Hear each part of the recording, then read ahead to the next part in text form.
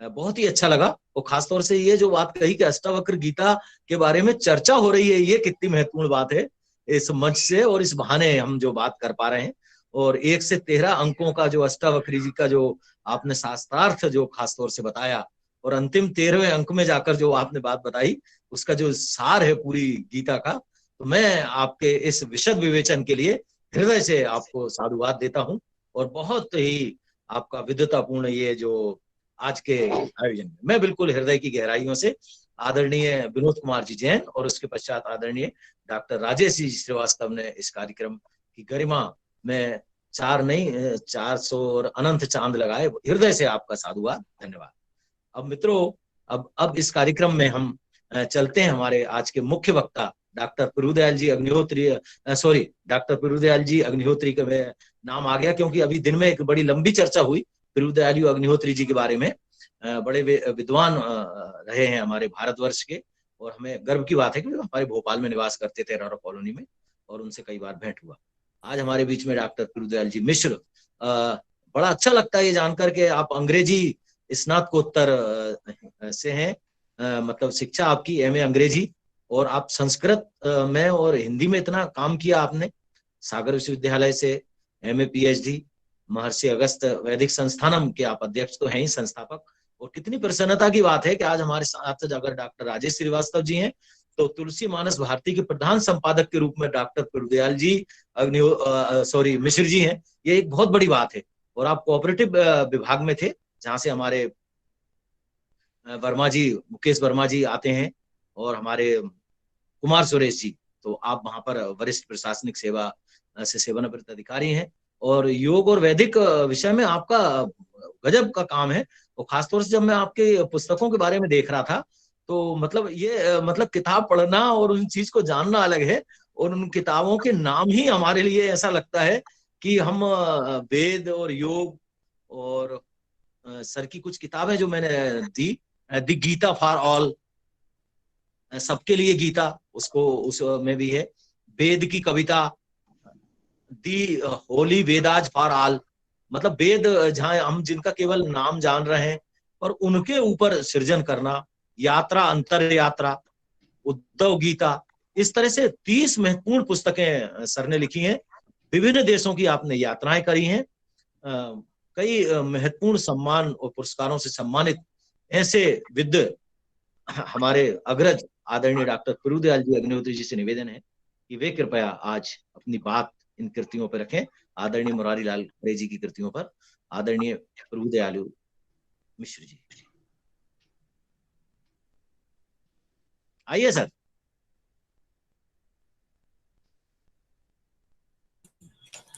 आप अपना माइक चालू कर लीजिए। मिश्री जी, आपका माइक चालू नहीं है।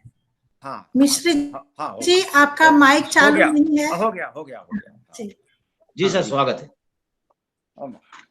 बहुत बहुत धन्यवाद मैथिल जी, आपने बहुत बड़ी बात कर दी और बहुत विस्तार से कहा। पहले मैं एक संशोधन तो कर ही दूं, पीएचडी मैं नहीं कर पाया जी। 2 बार रजिस्ट्रेशन हुआ, और वो पता नहीं ये जिस तरह से अग्निहोत्री नाम के साथ चल जाता है बाद में, वैसे ही नाम के पहले डॉक्टर भी लग जाता है। तो ये इस त्रुटि का मैं परिष्कार कर रहा हूँ। ये बहुत बहुत आपने इस कार्यक्रम का सुंदर समायोजन किया, और ये 2 वक्ता जो हमारे पहले बोल चुके हैं वो तो बहुत प्रभावी था और बहुत आधिकारिक था। सबसे पहले संबोधन में कर्णावत जी को, राजेश जी को, विनोद जैन जी को, घनश्याम मैथिल जी, कांताराव जी, और खरे जी, मुरारी लाल जी खरे दिखाई दिए थे बीच में। आपका जो लघु कथा शोध केंद्र और अपना प्रकाशन, ये 2 संस्थाएं जिन्होंने इसका समायोजन, जिस कार्यक्रम की संयोजना की है, इनको, और खास करके आज पहला दिन इस पुस्तक यात्रा का, और इसमें इन 2 महत्वपूर्ण कृतियों का चयन हुआ। मैं तो ये कहना चाहूँगा कि ये 2 धाराएं हैं हमारे देश की चिंतन शैली की, सगुण और निर्गुण जो धाराएं हैं, तो आपकी एक तो रघुवंश की तो सगुण धारा की, भक्ति धारा की पुस्तक हुई, और ये अष्टावक्र गीता वेदांत, जैसा अभी राजेश जी बता रहे थे, निर्गुण ज्ञान की धारा हुई। दोनों धाराओं को आपने एक साथ समेट लिया। खरे जी की ये जो कृतियां हैं और खरे जी का जो कार्य है, मैं उससे परिचित हूँ। बहुत पहले से उनका अनेक ग्रंथ मैंने देखे हैं, उनसे हमारा वार्तालाप भी निरंतर हुआ है। और इतना सब करना बड़ी साधना का ही पर्याय है। खास करके ऐसे विषयों में इतना सब चिंतन, इतना कार्य करना भारी श्रम साध्य होता है। संस्कृत जब विषय ना हो और उस पर, उसके कठिन ग्रंथों पर काम करना हो, तो और भी कठिन, और भी साधना पर सापेक्ष हो जाता है। लेकिन खरे जी, जैसा कि बता रहे थे मैथिल जी, इस अवस्था में काम कर रहे हैं, ये बहुत बहुत सराहनीय कार्य है। इन कृतियों पर अभी जो दो हमारे पूर्व वक्ता थे, उन्होंने बहुत सही, बहुत क्रमबद्ध और बहुत सुसंगत रीति से सब कुछ कह दिया। एक क्षण के लिए मैं रुक रहा हूं, एक क्षण के लिए। ये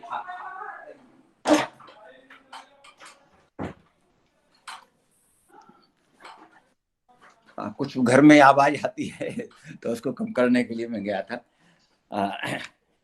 इन दोनों वक्ताओं ने बहुत कुछ कह दिया। अब मैं कुछ दूसरे पक्षों पर इस संबंध में कुछ थोड़ी सी चर्चा करूंगा। सबसे पहले रघुवंशम पर हम आते हैं। रघुवंशम में हम जानते हैं जो कालिदास ने सबसे पहले प्रार्थना की, वागर्था विव संप्रक्तौ वागर्थ प्रतिपत्तिये जगतः पितरौ वंदे पार्वती परमेश्वरौ। वाणी, वाक और अर्थ रूप में, जो जैसा कि तुलसीदास जी ने भी वर्णानावर्त संज्ञानाम रसानाम छंदसामपि मंगलानाम च कर्तारौ वंदे वाणी विनायकौ। तुलसीदास जी, राजेश जी ध्यान देंगे इस पर, उनको अच्छा लगेगा।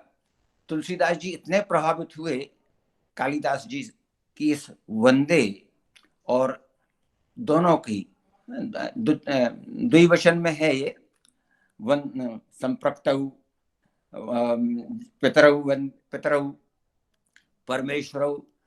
तुलसीदास जी इतने प्रभावित हुए कि उनकी जो आरंभ में रामचरितमानस में वंदना है, तो वहीं से आरंभ होती है, वंदे वाणी विनायको। उन्होंने भी दोनों को लिया, वाणी और विनायक को। जिस तरह से पार्वती और परमेश्वर, पार्वती और शिव को कालिदास जी ने लिया, उन्होंने कवीश्वर कपीश्वर, कवीश्वर कपीश्वर हनुमान जी और वाल्मीकि जी को साथ में जोड़ा। उन्होंने वंदे हम तम शेष करण परम रामाख्य मीशम हरिम, वंदे बोधमयम नित्यम गुरुम। तो इस तरह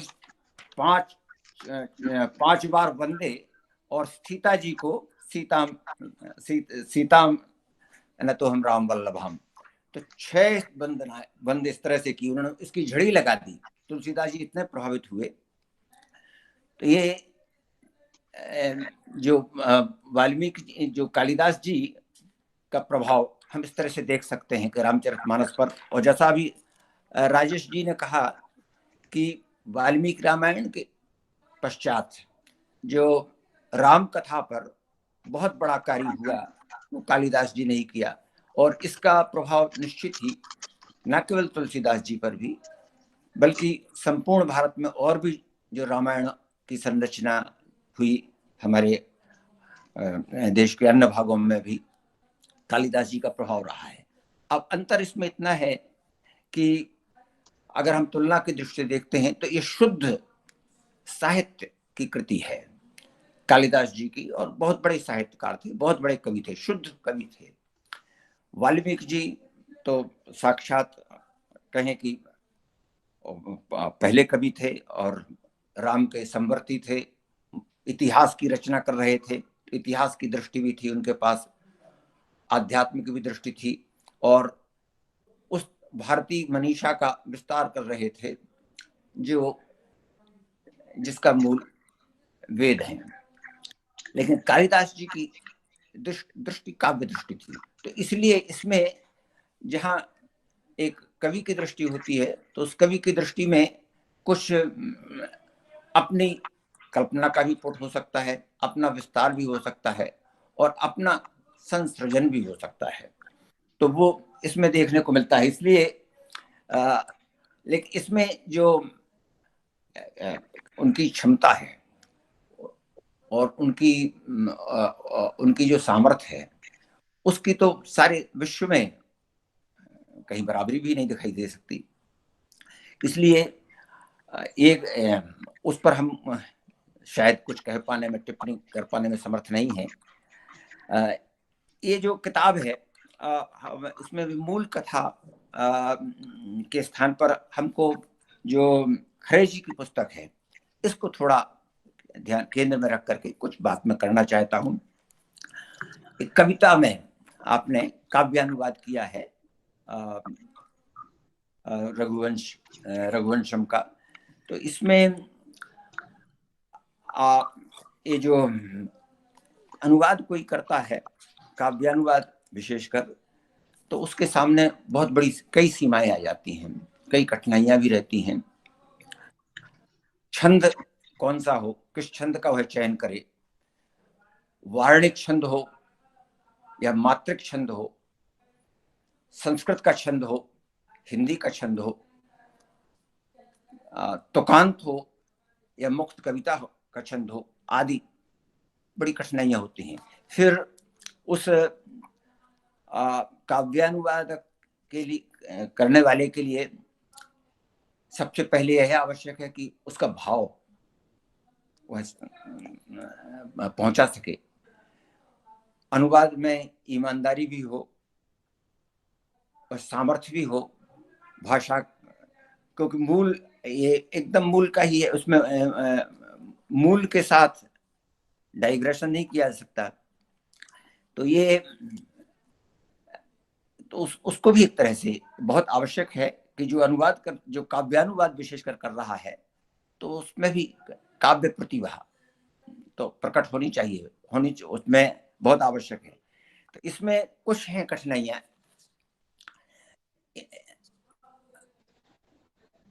कुछ कठिनाइयां इसमें समझ में आती हैं, और हालांकि ये बहुत अच्छी तरह से छपी किताब है, भारी शुद्धता पूर्वक किताब छापी गई है अपना प्रकाशन ने, और ये कहिए कि आपने छाप करके ये दोनों जो मैं कह रहा था सगुण और निर्गुण दोनों धाराओं को बहाया है, प्रसारित किया है। लेकिन इसमें जो काव्य तत्व हम देखेंगे तो उसमें कुछ कठिनाई खड़ी होती है।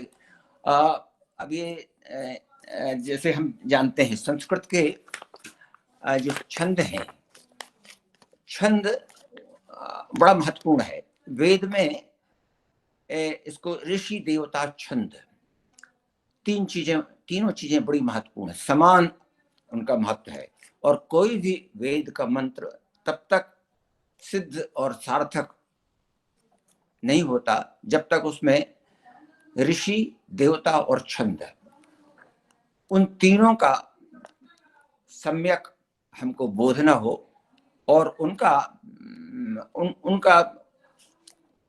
उनकी स्वीकृति, उनका एक है उसमें तो अनुष्ठान पूरा आवश्यक हो जाता है।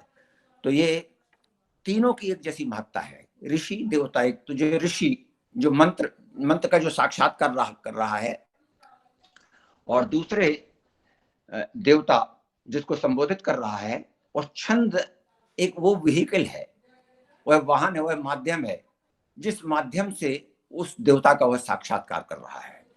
तो छंद भारी महत्वपूर्ण है हमारी भारतीय परंपरा में, काव्य शास्त्र की परंपरा में भारी महत्वपूर्ण है। और छंद में यदि कहीं स्खलन है, छंद में कहीं दोष है, त्रुटि है, तो वह उसका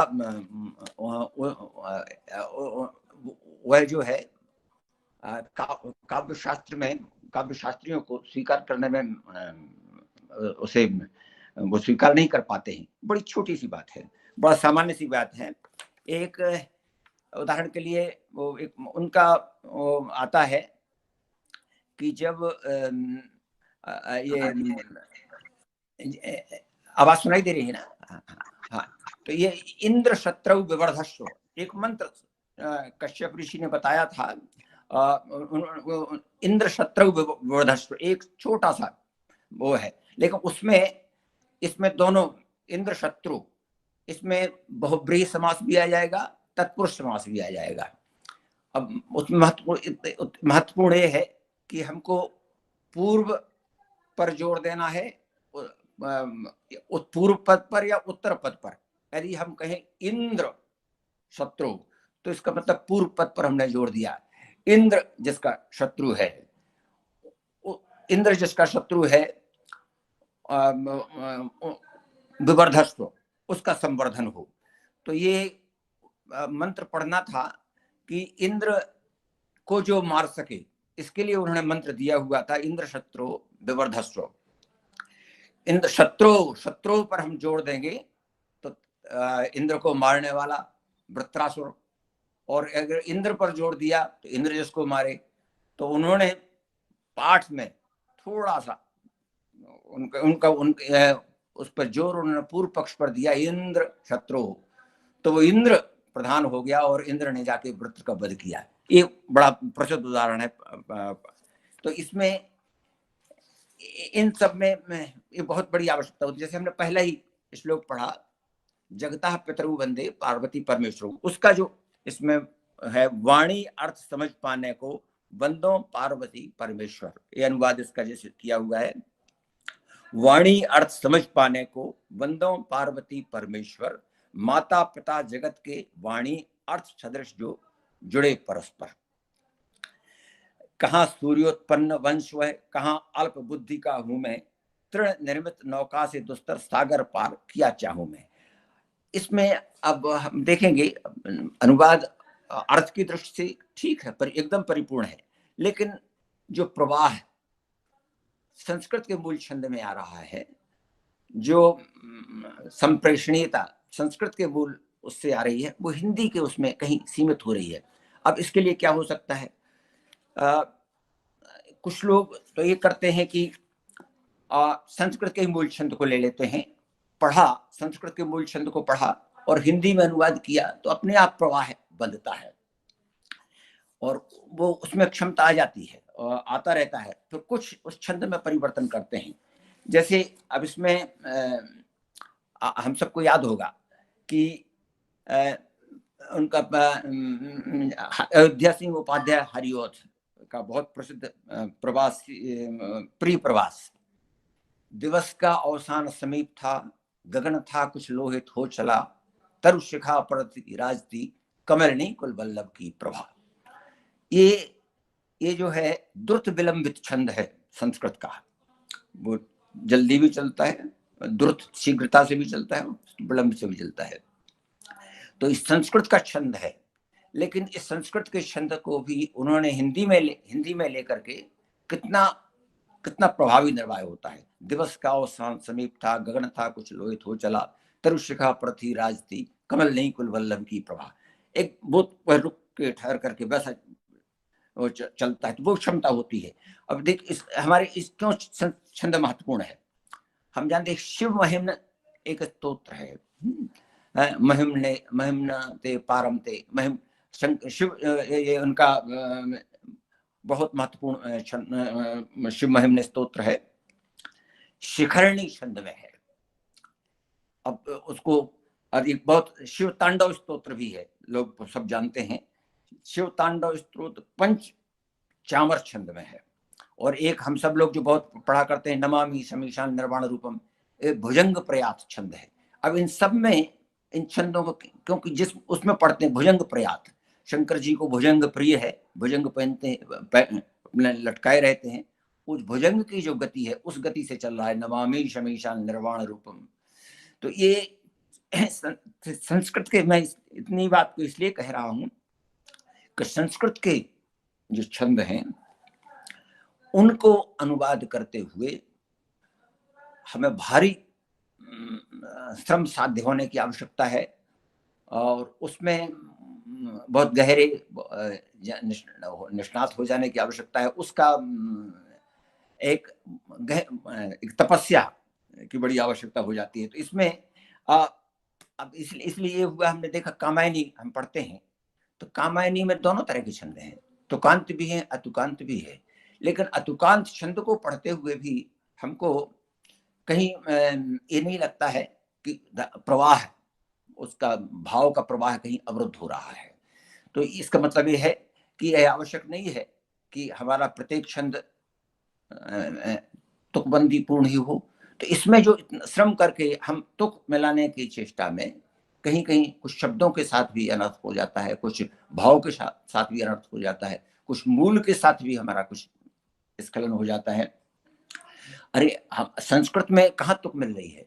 अनुष्टुप छंद है, अनुष्टुप छंद है इतना और कितना पूरी वाल्मीकि रामायण अनुष्टुप छंद की है और सभी कवियों का बहुत प्रिय है। संस्कृत में अधिकतम अनुष्टुप छंद में ही लिखा गया है। तो ये उसमें कहीं कोई तुक नहीं मिल रही है। उस कितना सब उसमें पहले ये वागर्थ वागर्थ प्रतिपत्ति जगता पितरु वंदे पार्वती परमेश्वर, ये अनुष्टुप छंद है। तो इसमें कहीं कोई तुक नहीं मिल रही, लेकिन इसमें बात पूरी कही जा पाती है। इसलिए ये मैं कहना चाह रहा था। मगर इस पर हम चूंकि उस पर बात कर रहे हैं और मन में जो बात आती है, क्योंकि ये हमको जो चेष्टा हमारी ये होती है कि ये मूल ग्रंथ है, ये लोगों तक पहुंचना चाहिए। ये काम मैंने भी बहुत कोशिश करके किया। वेद की कविता जो अभी मैथिली जी बता रहे थे, तो इसीलिए वो कहना चाहिए कि वेद मंत्र हैं और उनका कठिन जाता है समझना हर किसी को, लेकिन कवि और उसमें कविता भी है वेद में, तो हम कविता में उसको अगर कुछ कहते हैं तो लोगों तक पहुंचेगी। तो बहुत से लोग उसमें करते हैं, कुछ स्वतंत्रता लेते हैं और कुछ उसका विस्तार भी करते हैं। गीता के ऊपर ज्ञानेश्वरी, हम उदाहरण के लिए काव्यमय कमेंट्री है गीता की, ज्ञानेश्वरी की, और बहुत बड़ा ग्रंथ है। लेकिन ज्ञानेश्वर जी महाराज ने उसको उसका जो अनुष्टुप छंद है उनको 5-7 पंक्ति, कई पंक्तियों में चला जाता है, लेकिन कहीं भी स्खलन नहीं होता, अर्थ का स्खलन नहीं होता है। तो इसलिए जो एक परिपाटी से लोगों ने काम किया हुआ है इसमें, तो उनका भी कुछ इसमें उनसे संपर्क, कंसल्ट करके विचार करके किया जा सकता है। लेकिन ये केवल कहने के लिए कह रहा हूं मैं, चूंकि कह सकता हूं, सब लोगों में बात हो रही है कि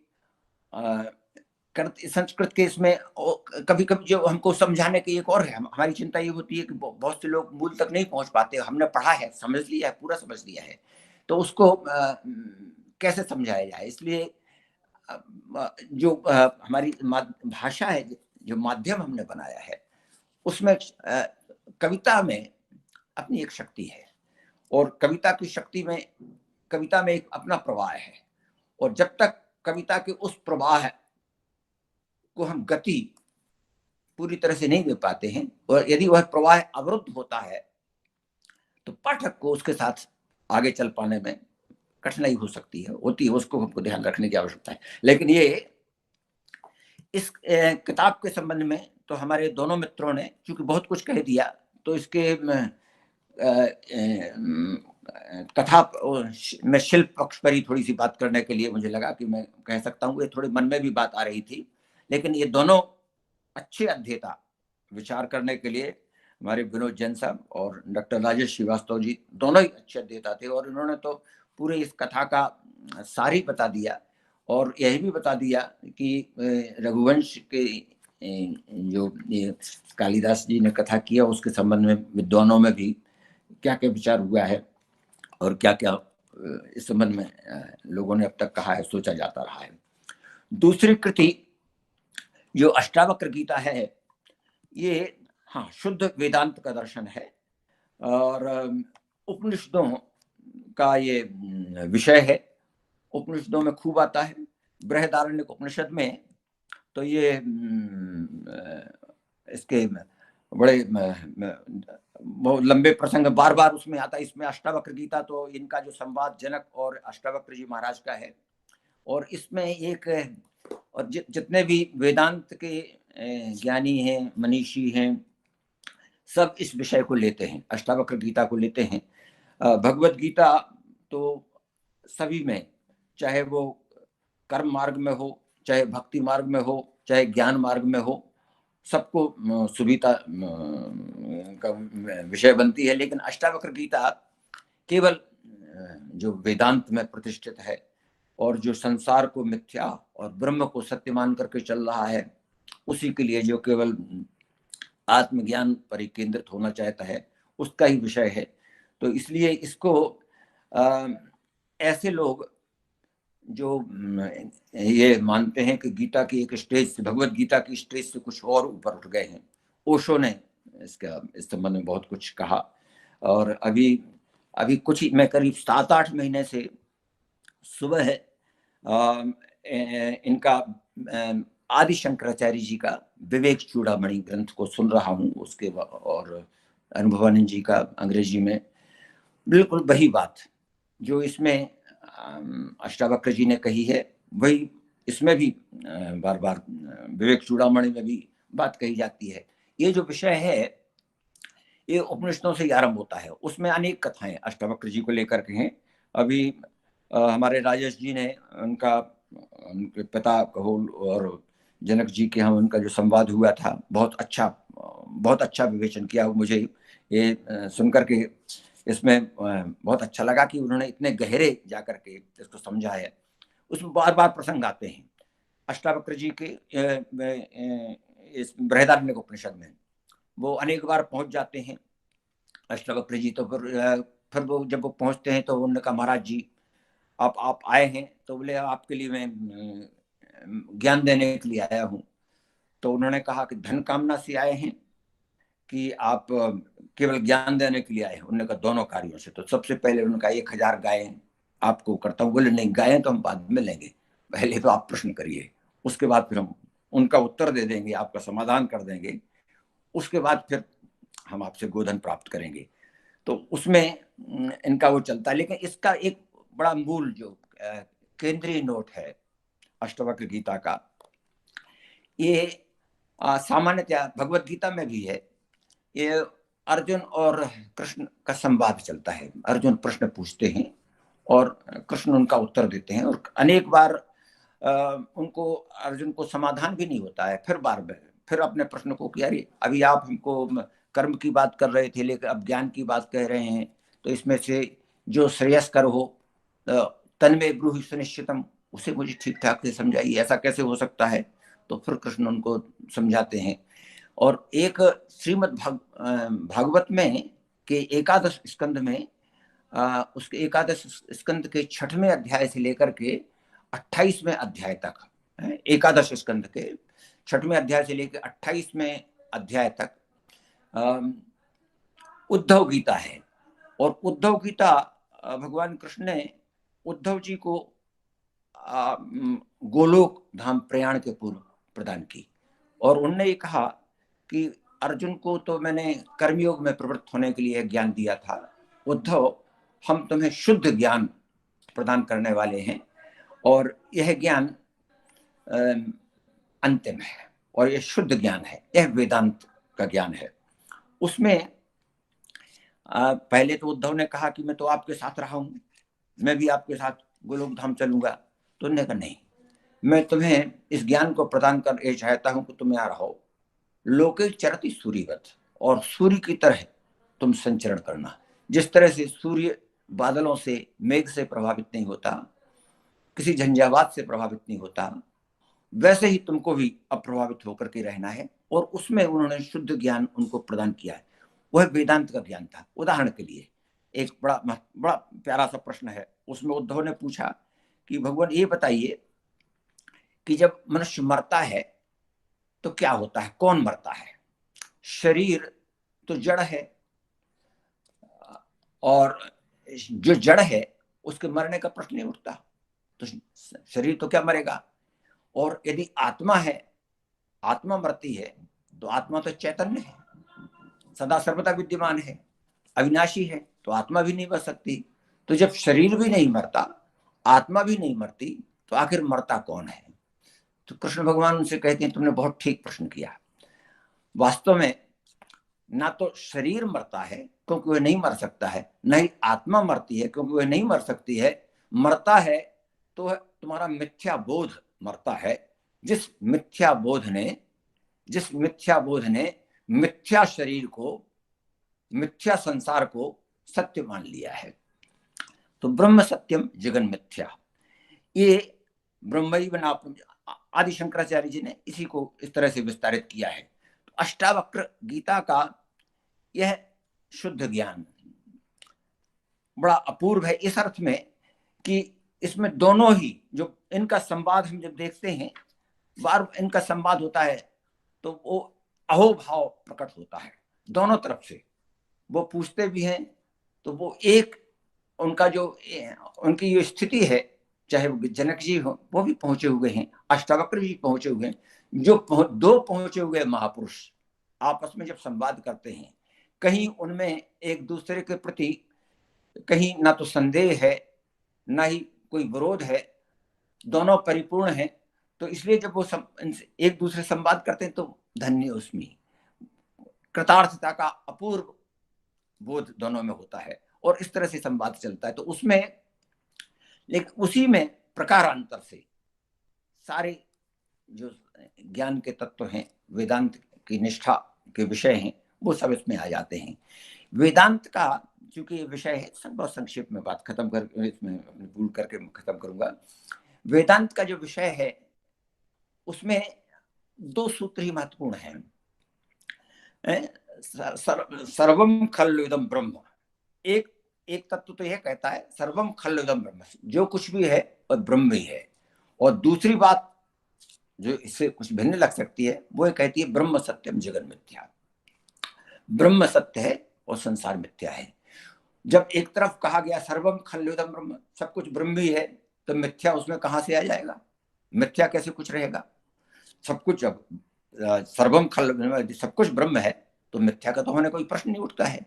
तो इसमें दोनों की विसंगति उसमें बैठती है जब वेदांत शुद्ध ज्ञान में किसी की प्रतिष्ठा होती है। जो सर्वम, अभी जैसे थोड़े पहले जब आरंभ हो रहा था तो पंत जी आए थे और पंत जी ने कहा ये आभासी दुनिया में हमको मिल करके बातचीत करके बड़ा अच्छा लग रहा है। यह एकदम वेदांत का ही संसार है। आभास, इसको अध्यास कहते हैं वेदांत में। जब हमने अपने आप को ये शरीर मान करके बैठे हुए हैं तो ये अध्यास हो गया कि हम शरीर हैं। यहां तक कि वेदांत जीव की भी सत्ता स्वीकार नहीं करता। वेदांत दर्शन के अनुसार जीव भी हमको वेदांत की प्रतिष्ठा में सबसे पहले तो शरीर को स्वीकार करना है, शरीर की ही सत्ता नहीं है। दूसरे जाकर के जीव की भी सत्ता हमको स्वीकार करनी है कि जीवो ही ब्रह्मैव न परम, जीव ही ब्रह्म है, जीव ब्रह्म के अतिरिक्त कुछ है ही नहीं। तो इसलिए जो मैं की बात उधर मैथिल जी ने पकड़ा था, विनोद जैन जी ने कहा था कि मैं ही हूं, वो आ गया। तो मैं वह ब्रह्म वाला मैं है। इसलिए गीता, श्रीमद् भगवद गीता को भी लोग थोड़ा गलत समझते हैं। जहां कृष्ण मैं कहता हूं सर्वधर्मान परित्यज्य मामेकम शरणं व्रज अहम त्वां सर्व पापेभ्यो मोक्षयिष्यामि मा शुचा, तो उसमें मैं को, कृष्ण को एक व्यक्ति मान लेते हैं, वह दोष हो, वह त्रुटि हो जाती है। वहां जो कृष्ण का मैं है गीता में, ठीक जो कहते हैं कि सर्वधर्मान परित्यज्य मामेकम, अपने स्वयं, क्योंकि मैं भी वही हूं, मैं भिन्न कहाँ हूं, ब्रह्मैव न परम। ब्रह्म से यदि मैं भिन्न होता तब कोई दूसरी बात होती, तो वो एक ही है। इसलिए वो जो विनोद जैन जी ने बात कही थी, बड़ी अच्छी बात कही थी। मैं एक ही है, हमारा भी सो अनन्य जाके मति न टरे हनुमंत, मैं सेवक सचराचर रूप स्वामी भगवंत। ये भक्ति का सार तत्व है। और भक्ति में द्वैत है, लेकिन वेदांत की निष्ठा में अद्वैत है, दो नहीं। उसमें भक्त को तो उपासना के लिए भगवान को होना, और भगवान वो दूसरों में भगवान स्थापित करता है कि मैं अलग हूं तो सेवा के लिए हूं, और जितने भी हैं जीव हैं, चराचर के हैं, वो सब भगवान ही है, उनको हमको उपासना करनी। तो इसमें तो द्वैत भक्ति में तो द्वैत का भाव रहेगा, लेकिन ये जो अद्वैत की प्रतिष्ठा है इस शुद्ध ज्ञान में, ये अष्टावक्र गीता के अध्ययन में, जब गीता श्रीमद् भगवत गीता की कक्षा के ऊपर जाकर के इसमें प्रतिष्ठा हो गई है। अर्जुन को पार्ट में भगवान ने समझाया और उतना ही जितना उनके युद्ध के लिए आवश्यक था, और वो कर्मयोग की दीक्षा उनको दी। लेकिन यह जो चूंकि ज्ञान, जनक जी परम ज्ञानी थे और अष्टावक्र जी तत्ववेत्ता थे, और जो दोनों में संवाद होगा तो जो संवाद होगा वो ऐसा हो सकता है। और ऐसा भी हो सकता है हम भी अपना जब संवाद करते हैं, जब बातचीत करते हैं, तो क्या ऐसा हो सकता है कि कहीं असहमति का कोई प्रश्न ही ना उठता हो। यही है, असहमति का कहीं कोई प्रश्न नहीं उठेगा। जो भी हो रहा है एकदम क्यों और कैसे, वेदांत के लिए प्रश्न नहीं उठते हैं। क्यों है संसार, वो प्रश्न उसके लिए नहीं उठता है उसको वैसा ही स्वीकार किया जाना है, क्योंकि वैसा ही है। कितने कितने प्रश्न हमने, कितनी ऐसी बातें, क्यों है आग गर्म, क्यों जल बहता है, क्यों हवा चलती है, क्यों सूर्य निकलता है, क्यों पृथ्वी घूमती है, इन सब प्रश्नों के प्रश्न कहाँ तक कौन उत्तर खोज सकता है। तो इनमें हम जब पढ़ते हैं तो बहुत सीमित और लौकिक सांसारिक ज्ञान की ही चेष्टा कर रहे होते हैं, उस शुद्ध ज्ञान में प्रतिष्ठा नहीं हो पाती है। तो ये बड़ा भारी तत्व ज्ञान है। अब इस तत्व ज्ञान में कांता राय ले जा रही हैं, और पहले दिन ले जा रही हैं किताबों की चर्चा के समय, तो ये बहुत महत्वपूर्ण हो जाता है। और मुझे अच्छा लगा कि एक अवसर बना आपने दिया चर्चा करने के लिए, और मुझे लगता है कि अब बात पूरी हो गई होगी। और कुछ ज्यादा मैं सोच नहीं पाया, विचार नहीं पाया, रात में 12 बजे ही लौटा, बाहर गया हुआ था, इसलिए बहुत कुछ। लेकिन ये खरे जी को मैं बहुत बहुत धन्यवाद देता हूँ कि इतनी बड़ी साधना कर रहे हैं। और इसका महत्व नहीं है कि मैं इसकी तारीफ कर पा रहा हूँ और कोई दूसरा कोई तारीफ कर रहा है, क्योंकि यह अपने आप में कर लेना ही बहुत संपूर्णता है। हमने जो कर लिया, जो विचार किया, उसमें प्रवेश तो किया, उतने गहरे जाकर के ये चिंतन किया, ये भगवान की कृपा से ही संभव हो पाता है। और ये अपने आप में संपूर्ण है। और जो आप कर रहे हैं, बहुत काम कर रहे हैं, उस हमारे शास्त्र हैं, जो ज्ञान की पराकाष्ठा है, कितना काम हुआ है, कितना हुआ है, अनुमान नहीं किया जा सकता हम उसका। और उनकी क्षमता पर कितना विचार किया जाए, कितना कहा जाए, हमारी कहीं क्षमता नहीं जाती। इसलिए इस तरह से हम समझने की चेष्टा कर रहे हैं, और आगे आने वाली पीढ़ियों के लिए ये सामग्री छोड़ जा रहे हैं। ये किताबें उन तक पहुंचेंगी, और अब तो आकाश मार्ग से भी सब सामग्री जाती है, किताबें पहुंच रही हैं, ज्ञान पहुंच रहा है। तो आगे आने वाली पीढ़ियों के लिए बहुत बहुत हम आसान कर रहे हैं। जो ज्ञान की हमारी अखंड परंपरा है भारत की, तो उसमें हमारे खरे जी का बहुत बड़ा योग है। मैं उनको बहुत बहुत साधुवाद, बहुत बहुत धन्यवाद देना चाहता हूँ। और आप सबको भी, मैथिल जी, राजेश जी, कांता जी, बहुत बहुत धन्यवाद।